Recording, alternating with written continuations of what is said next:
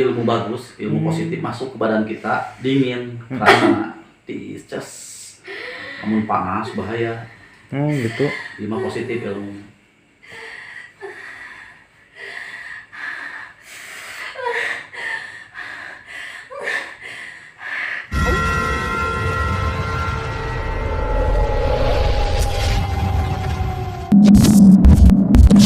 Assalamualaikum warahmatullahi wabarakatuh. Kembali lagi bersama saya Dev Channel. Bagi yang belum subscribe, jangan lupa subscribe biar tidak ketinggalan konten-konten menarik yang dikirim oleh saya di pengobatan gaib. Kita saksikan konten berikut ini. Let's go.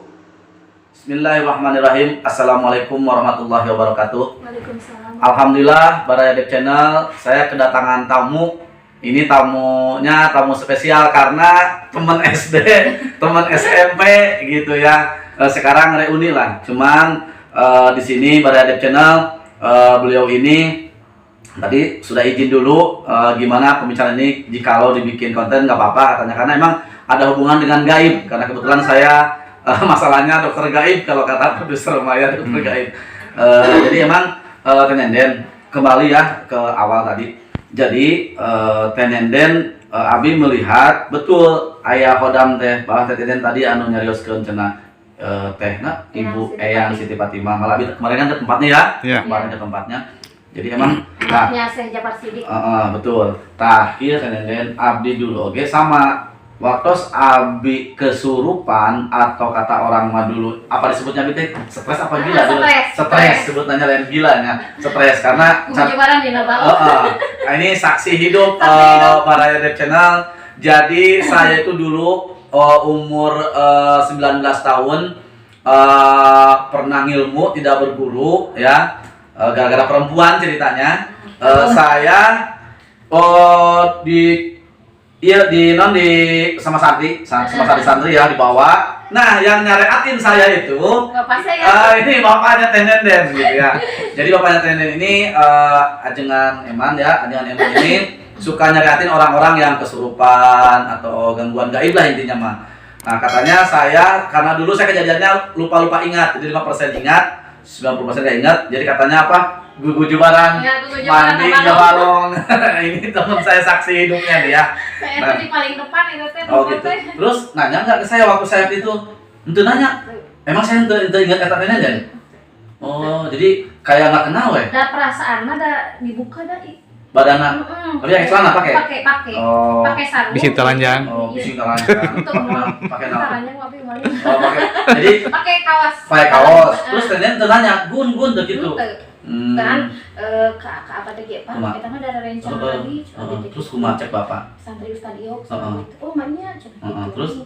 Oh gitu ngumpul ya. Terus diobatin aku mah dulu. Saya ingat soalnya. Diobatin aku mah aku. Dibaca seperti rupiah deh. Oh, rukiah ya. Terus abis dari situ bawa kemana saya? Saya nggak ingat soalnya. Jangan deh, uyat. Oh, jangan dulu. Kan si mondok nih lagi ya. Oke, balik lagi ke Tenenden. Jadi Tenenden tadi bertanya, kenapa kok saya ini jadi pada Dev Channel ini Tenenden ini ke saya konsultasi lah bahasanya ya, konsultasi. atau curhat lah ya dalam hal gaib, karena beliau ini Tenenden ini sering ada bisikan untuk jaroh dulu ya, jaroh 6 tahun jarak teh. terus mimpi gimana ceritanya, Kalau mimpinya mimpi gimana? teh, jadi kalau mau misalkan ada masalah gitu ya suka datang tapi setengah badan. Setengah badan ya. Misalkan ngasih ayat, ngasih apa? Ujangan gitu. Tapi setengah badan kalau sekarang mah kelihatan. Nah, wujudnya seperti apa, yang ciri-cirinya? Ciri-cirinya seperti guru saya yang di Bandrek. Terus saya teh kan ada kaitannya sama yang Ustadz yang di Majalaya. Terus Pak, ada nggak yang mirip sama guru saya Ustadz Komar yang di itu? Ada katanya siapa? Aki Siroj katanya, Sirojudin yang di Pasir Majalaya. Ya, terus Pesantrenan itu. Oh, Kan itu juga tukang ngobatin. gitu. Yang datang mah gitu katanya suruh tawasulan ke bukan Sunan Gunung Jati, Syekh Holil Bangkalan Madura. Oh iya. Maneh teh kudu tawasul ka Syekh Holil Bangkalan Madura. Sok tawasulan ku maneh gitu. Iya. Itu ya mimpinya ya. Salah satu mimpinya seperti itu datangin. Ya emang sih. Tapi kalau mimpi teh kadang gini suka kejadian gitu. Kejadian. Contohkan. Contohnya kumaha. Nya bisa kejadian teh kumaha mimpina. Contoh mimpina kumaha. Artinya pokoknya mah susah dijelaskan, tapi iya. suka ada gambaran-gambaran gitu, tapi dihiraukan, diabaikan, datiran mimpi, tapi kejadian gitu. Oh iya. Ya emang sih karena berhubung Baradep Channel, kalau saya lihat silsilah bapaknya Tenenen ini ajengan eman dengan ajengan itu satu buyut. Nah, bapak saya juga dari Danukun Bariluk dengan ajengan itu sama satu buyut. Nah, pabuyut-buyut berarti. Iya, pabuyut-buyut berarti. Jadi emang dengan Tenenen ini saya masih saudara, masih satu keturunan. Tapi jangan kaget loh, bahwa keturunan kita dari Haji Amin itu kesananya itu kata orang tua saya masih ada keturunan dari Syekh Eyang Jafar Sodi. Iya. Makanya saya manggilnya bukan Syekh Eyang kalau saya. Iya, Nah, karena apa? Guru saya juga sama. Jadi mohon maaf nih Baradep Channel, saya juga terus terang jujur di sini mungkin udah waktunya saya harus ada terus terang ya dari guru saya. Jadi gini, guru saya waktu saya di Cirebon kan saya ngajar anak-anak tadinya ngaji biasalah Al-Quran, Sapina, tiba-tiba heran saya diusir oleh mertua saya. Begitu diusir, saya mau pulang ke Garut bingung karena pernah stres juga malu ya. Jadi saya berangkat jalan kaki ke arah Cirebon kota. Di situ ada teman ngajak ke guru saya. Begitu curhat ke guru saya diketawakan diusir dari rumah itu. Ketawakannya ternyata katanya intinya mah kamu itu bersyukur, berarti kamu akan bahasa dinaikkan derajatnya. Karena kenapa? Kamu nggak punya salah ngaji itu kok diusir, kenapa? Berarti mau naikin ilmunya. Tapi saya bingung, ilmu apa? Karena saya nggak cita-cita mau jadi orang-orang ngobatin gaib itu, nggak ada cita-cita. Tapi emang kata guru saya cerita bahwa gini bahasa guru saya. Mungkin ini kalaupun Baradep Channel tidak paham yang saya ceritakan wajar. Tapi kalau paham pun manggo, karena bahasan saya seperti itu jangan ada syariat, harus ada hakikatnya ya. Jadi emang gini bahasa guru saya. Cung, kalau bahasa Cirebonnya ya, kalau bahasa Indonesianya udah gini, Jang, kamu itu kenapa datang ke sini? Ya, karena sudah takdir dari Allah. Dan kamu itu dulu pernah stres. Nah, padahal saya belum pernah cerita ke guru saya, tapi tahu saya stres. Nah, ternyata ngobrol dengan hodam yang ikutin saya. Jadi, waktu saya stres itu kemasikan hodam. Gitu. Cuman hodamnya dulu itu ilmu mau masuk, sayanya belum siap umurnya. Jadi ibarat air tuh saya segelas keilmuan saya tuh dikasih ilmunya seember jadi mudah. Makanya stres gitu ya. Tapi kalau saya siapnya kapan? Nah, kita jelaskan. Oke. Jadi intinya Baradep Channel, saya sampai saat ini semenjak saya diusir dari rumah mertua itu, saya alhamdulillah kasih amalan ijazah, suruh puasa bahkan sampai 3 hari 3 malam, tapi tetap buka, terus sampai 3 bulan, terus wirid di Gunung Jati, di masjid di Gunung Jati. Dan di situ banyak kejadian yang aneh, sampai bertemulah secara lahir jasad gini dengan yang namanya Eyang Syekh Syarif Hidayatullah. Tapi itu percaya nggak percaya, saya pelakunya. Karena apa? Saya di situ gini munajatnya. Kata guru saya, istighfar aja bawahnya, jangan baca apa-apa, istighfar aja, minta ampunan. Karena saya selama di Gunung Jati tidak bawa uang, ya, tidak bawa bekal apa-apa. Saya sampai mau minum air keran, kalau mau makan pun kalau lapar itu cari mangga yang jatuh-jatuh, bahkan yang busuk saya makan. Cerita seperti itu. Di situ saya putus asanya gini, ya Allah, jikalau saya banyak dosa, saya minta ampunan ya Allah. Jikalau saya nggak akan bermanfaat hidup saya minta dimatikan. Jadi saya itu minta doa, minta dimatikan karena saya udah nggak bermanfaat. Mau pulang ke Garut malu, mau pulang ke tempat istri saya diusir, saya kemana lagi? Udah saya matiin aja gitu. Satu, kedua, ya Allah, jikalau hidup saya ini bakal bermanfaat, ya, saya minta ditunjukkan guru. Nah, kalau bisa mah ya Allah gurunya langsung aja Sunan Gunung Jati, saya cari dasar gitu sambil nangis itu. Nah, itu adalah kakek-kakek langsung mewujud. Ya, maksud salah di pinggir saya pakai compang-camping. Tapi di situ herannya kagetnya gini. Di pinggir saya compang-camping, saya pertama salaman pun gini, salaman tuh gini. Tapi heran setelah beliau sholat 2 rakaat, saya kaget. Tengah-tengah rakaat harumnya luar biasa. Harum sekali. Sampai saya yang tadinya nangis minta ampunan pada Allah nggak ada hilang nangisnya karena mikir ini harum amat. Kakek setelah selesai saya tanya, "Kek, dari mana?" "Dari Cirebon." Nah, kakek kok harum sekali ya katanya. Kamu pakaian compang-camping tapi harum. Jawaban kakek itu, Cung, bahasa Cirebonnya, Cung, kalau lihat orang itu jangan lihat penampilannya tapi hatinya, gitu bahasanya. Oh iya, udah gitu. Saya nanya, "Kakek dari mana?" "Dari Cirebon." "Kakek namanya siapa?" "Kakek namanya," kalau pengen tahu nama kakek, orang-orang datang ke sini jauh ke siapa? Nah, kata saya datang ya pasti ke Eyang Syekh Syarif Hidayatullah Sunan Gunung Jati. Nah, itu nama kakek. "Wah, kakek emang bercanda katanya, jangan ngebohong." Saya gituin. "Kenapa nggak percaya? Kan udah meninggal." "Iya betul udah meninggal. Tapi kalau Allah berkehendak bisa nggak?" "Ya emang bagi Allah tidak mustahil." Nah, saya kan masih nggak percaya. Percayanya gini, kakek datang ke sini diutus oleh Allah. Kenapa? Tadi kan Acung berdoa minta didatangkan guru yang namanya langsung Sunan Gunung Jati Syekh Syarif Hidayatullah. Iya, emang saya berdoa gitu. Iya ya, kakek tahu dari mana ya? Kan saya berdoa. Nah, di situ saya merinding. Di situ, ya udah, saya nggak akan berpikir panjang lebar lagi. Kalau kakek bener Syekh Syarif Hidayatullah Jati, saya minta doanya. Saya ini banyak dosanya. Saya minta diampuni Allah. Terus mau belajar kepada kakek, amalan apa untuk saya? Nah, kata beliau, saya dibawa ke atas makam, dikasih tanah. Sampai saat ini tanahnya ada. Cuma titip pesan sampai saat ini, kalau kamu pengen berubah, amalkan setiap langkah Allah, ya. Terus setiap wirid, kalau kamu pengen kembali lagi, istilahnya secara kehidupan normal lagi, baca Bismillahirrahmanirrahim 10.000. Ya, gitu siang malam. Nah, alhamdulillah saya amalkan, dan terakhir pertemuan dengan beliau, bahasanya gini, "Cung, kamu bersyukur bertemu dengan saya. Kamu akan berubah 360 derajat. Berubah apanya? Kamu kan tadi munajat di masjid, di makam kan munajat. Saya hitung ada 3 munajat kamu. Bisa tahu hati saya itu. Pertama, kamu minta berdosa, insya Allah nanti Allah akan mengampuni. Saya aminkan," bahasanya gitu.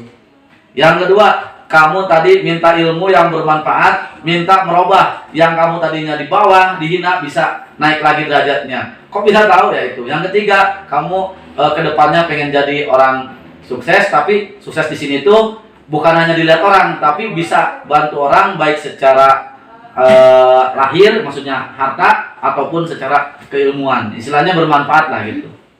Nah, alhamdulillah terbukti sekarang sampai berjalan lah, intinya sikatnya gitu. Nah, singkat cerita, sekarang balik ke Tenenden. Nah, Tenenden pun ya sama. Sekarang saya berbicara dengan gaib. Yang tadi itu kenapa Tenenden ada khodam Eyang Siti Fatimah putranya Eyang Siti Parsodik. Tenenden mau tahu nggak? Guru saya menyampaikan, walaupun berbeda pendapat ya, semua ulama berpendapat beda. Ternyata kata guru saya, nanyakan ke saya, "Cung, kamu itu masih ada keturunan dari Cirebon. Jadi kamu itu kesini bukan berkelana, sanes mumbara cenah, tapi pulang kampung." Hah? Pulang kampung maksudnya gimana? Nih, kalau pengen tahu, Syekh Syarif Hidayatullah Sunan Gunung Jati itu menyebarkan Islam ke tanah Jawa dan di Garut, dan di Garut itu nikahlah dengan anaknya Gegeden Garut dan melahirkanlah, yaitu ke sininya Eyang Syekh Abdul Jabar. Syekh Abdul Jabar punya anak, yaitu Eyang Syekh Jafar Sodik. Jadi sebenarnya dekat, kata guru saya ya, walaupun berbeda pendapat, ada orang-orang yang ini beda, enggak Gunung Jati, tapi guru saya memang gitu. Jadi Syekh Jafar Sodik itu berarti ke Sunan Gunung Jati itu kakek. Tapi kenapa Ustaz, kan saya cewek, kenapa cewek? Tidak gitu. Yang namanya keilmuan, mau cewek mau laki-laki nggak apa-apa. Karena apa? Karena saya melihat di secara gaib saya, Ajengan Eman, karena beliau spiritual juga ya, sering tawasul. Waktu jaroh ke makom sama ibu siapa namanya? Waktu kecil dibawa ini. Waktu kecil tuh ada orang tuh, contoh saya melihat sih usia 6 tahun. Nenek ini dibawa oleh ibu dan bapak. Tapi semuanya juga suka dibawa dah. Iya, ini ceritanya nih. Dengar dulu, saya melihat itu gaib saya. Dibawa ke sana, ke makom. Nah, karena khodam-khodam waliullah, termasuk ibu Sitwah itu termasuk waliullah, itu kekasih Allah. Yang mungkin melihat nenek itu dari kecil senang. Kan yang namanya senang, namanya bogoh, apakah semua orang? Kan tidak. Gitu. Jadi ada gen, jadi ada keturunan. Oh ini keturunan gini-gini, ya ikut sampai saat ini. Katanya Hodam juga milih katanya. Hodam pun milih, iya milih. Lihat orangnya dulu. Ya iyalah, lihat orangnya dulu. Gitu. Nah, Gak sembarangan iya, orang iya. milih. Ya kan, iya sekarang kan gini. Wajar nggak saya jikir di bukit gunung, di guha, suruh puasa 3 bulan, suruh puasa 3 tahun, wajar nggak? Suruh jalan kaki dari Cirebon ke Banten, wajar nggak? Ke ujung Banten, sampai keliling ke Nusantara, coba wajar nggak saya? Kan logikanya nggak wajar. Jadi, tapi karena melihat dari Hodam, kalau kata guru saya, ada Hodam yang Prabu Siliwangi, ada Hodamnya. Hodam, bahasa Hodam itu kan dari keilmuan Prabu Siliwangi yang ngejaga di makom Eyang Sitaparsodi. Nah, jadi sampai saat ini sebenarnya ilmu saya dulu, kan saya dulu waktu pernah di Pasung kan, tahu ya? Iya, Di Pasung. Mana sejarah Ustaz mah tahu. Tahu lah ya, di Pasung. Nah, ilmu yang dulu sudah dimasukin lagi ke badan saya. Tapi kok sekarang kenapa saya nggak stres? Kenapa coba? Padahal ilmu yang dulu dimasukin lagi loh, masuk lagi. Kenapa coba? Karena umurnya udah cukup. Dulu dimasukin umur saya 29 tahun. Dimasukin. Jadi Hodam yang dulu itu oleh guru saya diistilahkan dulu, Hodamnya disimpan dulu, jangan masuk dulu. Setelah saya normal, dimasukin lagi normal. Jadi sampai saat ini ya keilmuannya ya alhamdulillah. Ya dengan izin Allah, jadi setan belek kepret gitu ya. Buburak saleketnya. Tapi kira-kira Pak Ustaz saya gitu ya. Umur berapa gitu. Nah, sekarang kan umur sama. Tapi sekarang teh baru firasat gitu ya, belum melihat firasat gitu. Jadi sebenarnya gini Tenden. Emang sih saya nggak etis lah bicara gini. Maksudnya bukan. Maksudnya saya nggak etis bicara gini maksudnya. Tenden belajar aja sama saya, kan nggak etis bahasa seperti itu. Iya, waktu ditelepon kan. Udah kan cari guru cina, udah belajar aja sama saya kan nggak etis. Ya. Masa saya harus namarin cari guru. Tapi kalau tendennya yang berbicara atau cina ke abdi we ka Igun sebagai teman hoyong belajar atau petunjuk, nah paling saya hanya ngasih petunjuk silakan. Karena emang saya di Aceh, di Medan, di Sumatera, Pekanbaru, Banten, ya Cirebon, gimana ya banyak orang yang bukan keinginan saya minta ya istilah sama biama amalan lah gitu, minta dibimbingkan ya silahkan. Tapi ya itulah, kadang saya pun seperti ini pun bukan jasad saya aja, saya juga sama ada yang ngebimbing. Nah itu juga ada, tapi jauh dipertemukan teh waktu jarak ke Banten. ya. Itu katanya masih cucunya Prabu Kian Santang. Tahu weh langsung. Saya siapanya Prabu Kian Santang ini? Itu ada ketemu di jaraknya waktu jarak ke Banten. Prabu Kian Santang di mana coba? Garut. Nah, langsung ngomong gitu, kamu mau cina ada Hodamnya gitu. Iya. Cuman itu teh ada ceweknya sama cewek. Cuman nggak pernah ada di tempat, jadi susah. Jadi jarak terus. Jadi kalau ada panggilan jarak mau malam mau siang mau berangkat begitu. Iya. Susah, makanya aduh harus ke siapa gitu, minta tolong ya diarahkan gitu. Jadi Tenenden, kalau Tenenden mau, ya mungkin saya udah komunikasi tadi dengan Hodamnya. Memang bahasana tuh saya bukan ngasih ilmu, bukan bahasana. Apaan? Saya hanya mengaktifkan, kalau ibarat listrik itu stop kontaknya. Jadi listriknya udah ada, kabel udah ada di Tenenden. On off saya on off aja, saya cuma on dan gitu. Jadi cuman ya itu tetap secara lahir karena keilmuannya ilmu hikmah, apalagi keilmuan Jawa Barat itu kan secara keseluruhan dari Sunan Gunung Jati dan secara keturunan kan dari Prabu Siliwangi, otomatis ada disebut dengan Sahadat Jawa Barat atau Sahadat Cirebon. Sebenarnya Garut itu masih Cirebon sebenarnya, ke bawah kekuasaan Kian Santang kan dengan Cirebon masih. Jadi kalau pengen tahu mah Jawa Barat itu walinya kan satu. Jadi sebenarnya salah kalau menyebutkan Garut bisa dari Cirebon, salah. Sebenarnya dari kerajaan Garut, Banten, Bandung itu sebenarnya nginduk ke Cirebon sebenarnya. Gitu. Nanti ada disebut dengan Sahadat Jawa Barat atau Sahadat Cirebon. Ya kalau Tenenden siap ya mungkin nanti saya kasihkan, karena emang Hodamnya menyampaikan suruh dikasihkan Kalau kata hodamnya jangan, nggak akan saya kasih karena ini disebutnya juga emang ilmu rahasia, tidak bisa diumum. Mungkin kita tutup konten ini hanya pembahasan. Mungkin untuk masalah mendetilnya, apa itu dengan syahadat Cirebon atau apa ilmu yang akan dibuka untuk yang gaib-gaib itu, mohon maaf ya. Ini rahasia karena takutnya kalau konten kan dibuka oleh orang yang umurnya di bawah atau apa, takut diamalkan kan berbahaya. Nah mungkin saya stop dulu. Terima kasih. Ini konten aja. Jadi intinya bahwa kehidupan seseorang itu tidak direncana, tapi sudah ditakdirkan. Maksudnya kita hanya bisa berencana, tapi takdirlah yang paling kuat. Gitu. Ya, terima kasih. Balai Channel ini teman SD SMP saya ya. Terima kasih. Assalamualaikum warahmatullahi wabarakatuh. Tong dilawan. Itu termasuk keilmuan. Tiris oge. Ini ilmu kan masuk. Lamun panas, ilmunya bahaya. Lamun tiris mah alus. Alus etis mah. Baik, kerasuh ilmunya, tenang. Interaksi gitu. Ya, interaksi. Sok bisa rek ngomong naon, sok bisa bade nyarios mangga.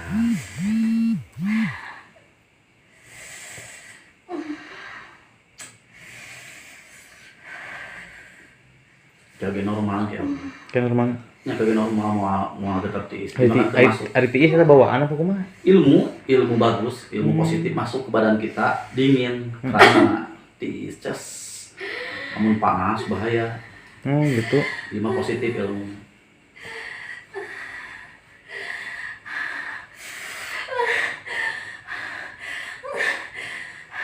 Sok bacakan sirullah nah.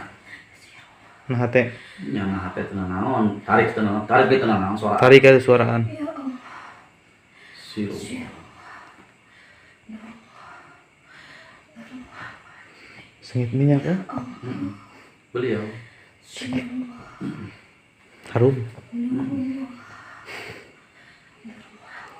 Tuh. Wangi kan? Hadir banyak. Wangi.